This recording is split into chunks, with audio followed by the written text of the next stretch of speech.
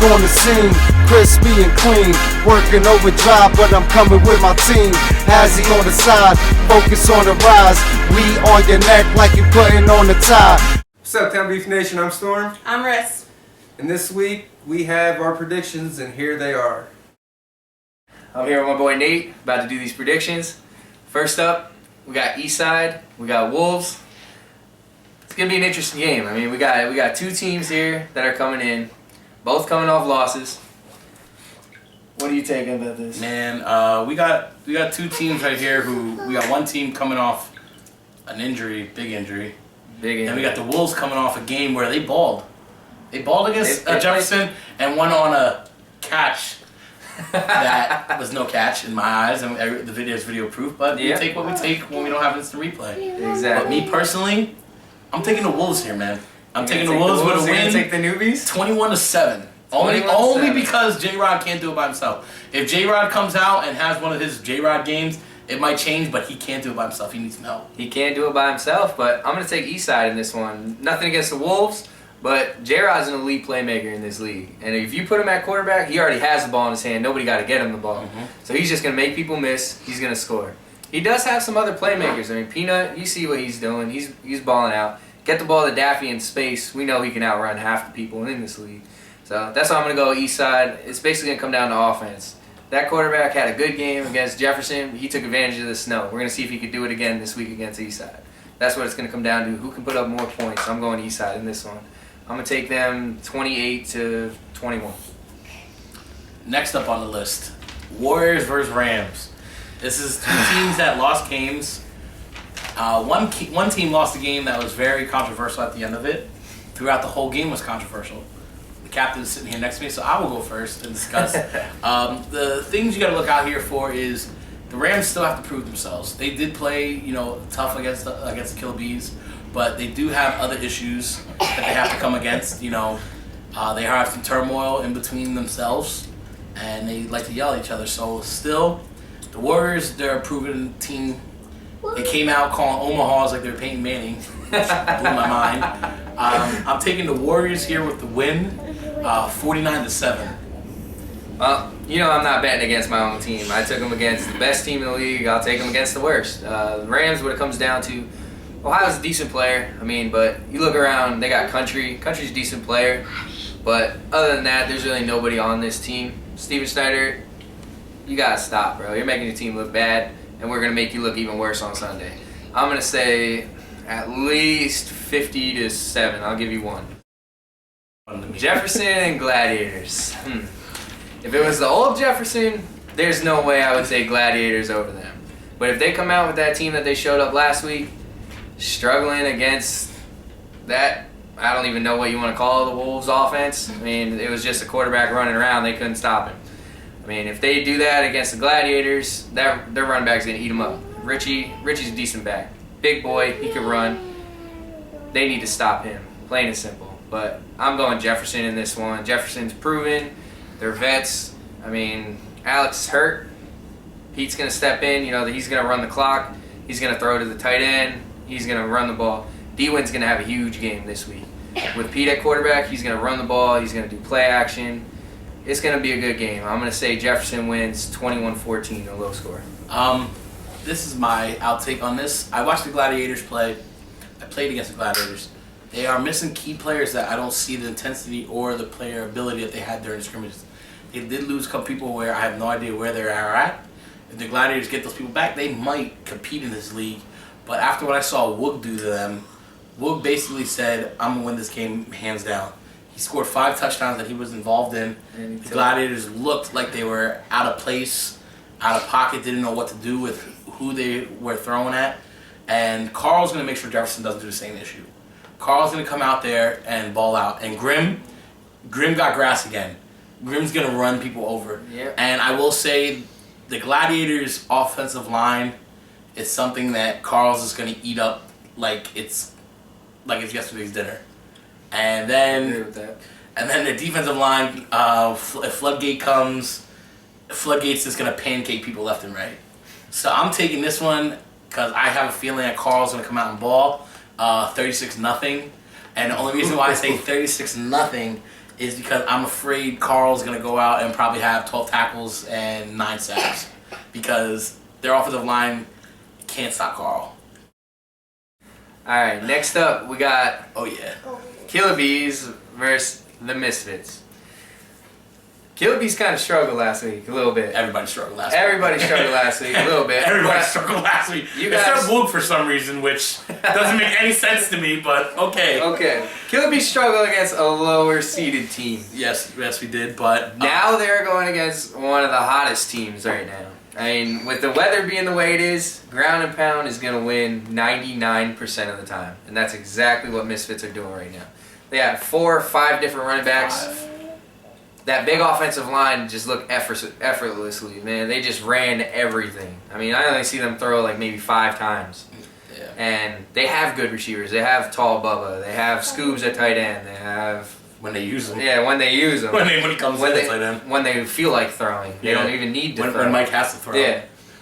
But it's going to come down to Killer Bee's defense. I mean, losing Ant is going to be tough on your defense. It's if big. you guys had him to stop the run, he's one of the best. He's one of the best stopping the run. He can play the pass. He just puts people in a good position. But not having him is going to hurt. I'm going to go Misfits on this one. I'm going to take them 31-14. Well, I can tell you, being a Killer Bee, I refuse to pick against my team. It would never happen. I would never let. I will tell you this: we are understanding of what the Misfits do, and everybody knows the Killer Bees. We will bang with the best of them. We will throw our bodies around and bang and bang and bang until we can't bang no more. So we like playing the Misfits because they play our same type of ball. They play to the whistle. They have an offensive line in the Misfits that is probably one of the best. Ben plays, Quint plays, they do play hard. But then they got to go against the defensive line and me, Mason, and Fetty, where Fetty up the middle, you saw him balling. Yeah. He picked up a lot of... He looks really good. All I got to say to you guys, though, is keep your head up. Don't put your head down. Don't put your head down to dirt. We know them crackbacks are coming from the Misfits. Don't put your head down. They down. are coming, and it's like no this. matter how big you are, when you get crackback, you're going down. I will take the Killer Bees because I believe in my team. We will rally around our team as a whole and take what we can and what we can do. Even though we are down our one leader, you still have your other leader out there, and we still have people out there that can fill in the gaps. That's why you have people you bring in, and I feel comfortable enough that we can go out there and ball and compete with the Misfits and most likely beat the Misfits if we play our game. So I'm going to take this game as a knockdown, drag-out, heavyweight, 10-round fight. I'm saying here the Killer Bees get the win with a 21-20 fourth quarter stop. But next on the list, we have one of our favorite games, the game of the week. Definitely. My favorite game. I can't wait to see 18 versus Immortals, and guess who I'm taking on this one? It's a no-brainer. I can just tell you, I may think the man's the cockiest person in this league, and he talks the most, but he does back it up. Yusuf? Oh, hey! Close to it. But I think Woog is now the reigning shit-talking champion. He has beat Forder in shit-talking. He got it, though. He has yet to lose. He is right. He has yet to lose a game in TownBeef. Woog scored 5. 3 rushing, 2 throwing. Behind the back throw. That's like backyard stuff. I don't. He was playing NFL Street like the video game. He would be the first round pick. And we pretty much. And guess who we get to see him go against? We get to see him go against the elite cornerback in Seth, the elite offensive line in TownBeef, and Mr. Commissioner himself, Forder. Now, see, this game's going to come down to defense. Who's going to stop who? Because we know both teams can score. Yes. We have Seth, we have Dre, you have Ivy Beeston. They all can score. You have Woog on the other side who's scoring at will on everything. Pretty much. But the thing is... What defense? What defense is going to show 18's up? defense looked shaky against you guys. They did look shaky, and but... Seth looked like he was... Immortals D-line needs to step up too. Yes. I mean, if they're going to go toe-to-toe with Forder and Chill and try and stop that power run game first, they need to step up. Well, this is where Will brought in Nick Davis for. Yeah. Nick Davis balled. He showed he could still play some football with his old self. Yeah, I mean, they all showed they could still ball. And, as Woog said, I brought these guys off the couch. And he did. He did. And he came out and put 35 up. Exactly. In a big way. These guys are smart football players. So they're we're going to come out, they're going to expose them. But we're going to see a lot. He's going against the elite team. The reigning champs, as we Ring, say. yeah. It's not fall brawl no more, boys. You may have a fall brawl champ, but that don't mean nothing until the spring. Exactly. What was the score of the one spring championship they won? 75-12. Yeah, I'm looking forward to seeing Bunk versus Seth though. There's been a lot of back and forth on Facebook. Yes. And Bunk saying he can do it, and Seth saying he can do it. We're gonna see. And I mean, it's gonna be a great matchup. I look forward to this. It's gonna be great. So what's the score? Great. What you got? You're going.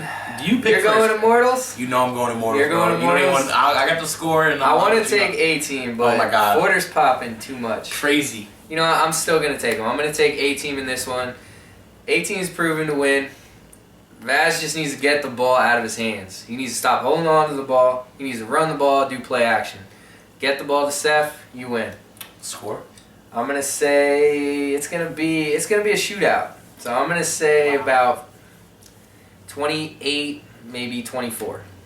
Well, me personally, out of what Woog did, played against Woog, the guy is a soldier.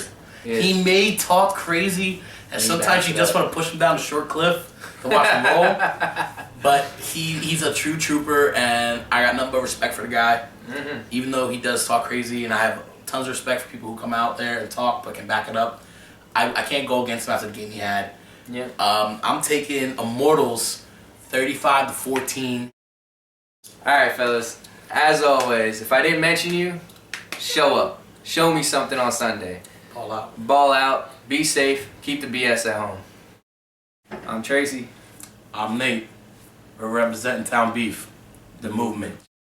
And player of the week goes to Woog from the Immortals.